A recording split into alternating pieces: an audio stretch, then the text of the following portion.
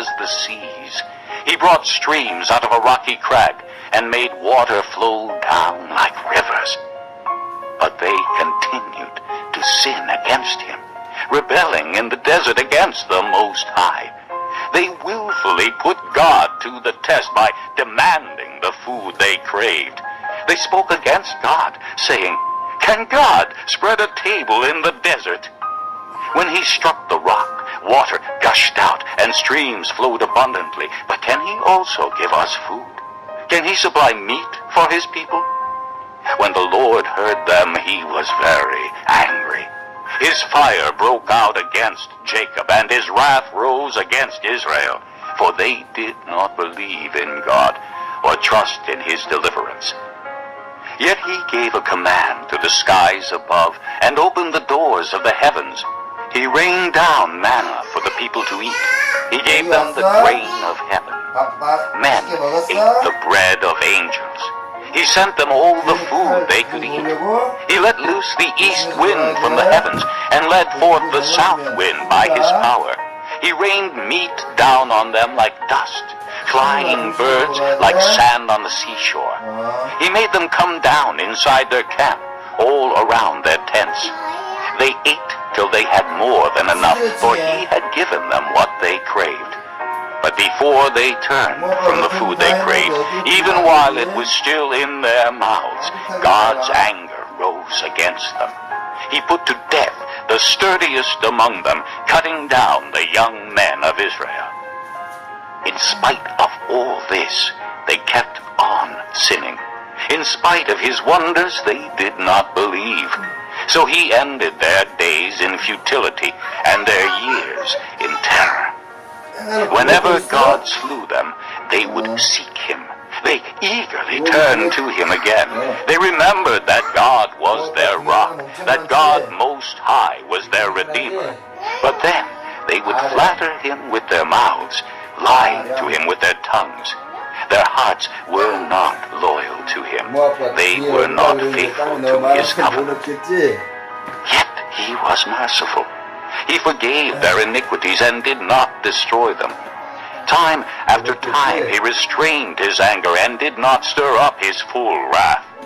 He remembered that they were but flesh, a passing breeze that does not return. How often they rebelled against him in the desert and grieved him in the wasteland. Again and again they put God to the test. They vexed the Holy One of Israel. They did not remember his power, the day he redeemed them from the oppressor, the day he displayed his miraculous signs in Egypt, his wonders in the region of Zoan. He turned their rivers to blood. They could not drink from their streams. He sent swarms of flies that devoured them, and frogs that devastated them. He gave their crops to the grasshopper, their produce to the locust. He destroyed their vines with hail, and their sycamore figs with sleet. He gave over their cattle to the hail, their livestock to bolts of lightning. He unleashed against them his hot anger, his wrath, indignation, and hostility, a band of destroying angels. He prepared a path for his anger. He did not spare them from death, but gave them over to the plague. He struck down all the firstborn of Egypt, the first fruits of manhood in the tents of Ham. But he brought his people out like a flock. He led them like sheep through the desert. He guided them safely, so they were unafraid. But the sea engulfed their enemies. Thus he brought them to the border of his holy land, to the hill country his right hand had taken. He drove out nations before them and allotted their lands to them as an inheritance. He settled the tribes of Israel in their homes. But they put God to the test and rebelled against the Most High. They did not keep his statutes. Like their fathers, they were disloyal and faithless, as unreliable as a faulty bow. They angered him with their high places. They aroused his jealousy with their idols. When God heard them, he was very angry. He rejected Israel completely. He abandoned the tabernacle of Shiloh, the tent he had set up among men. He sent the ark of his might into captivity.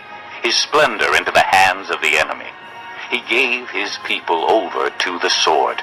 He was very angry with his inheritance. Fire consumed their young men, and their maidens had no wedding songs. Their priests were put to the sword, and their widows could not weep. Then the Lord awoke as from sleep, as a man wakes from the stupor of wine. He beat back his enemies. He put them to everlasting shame.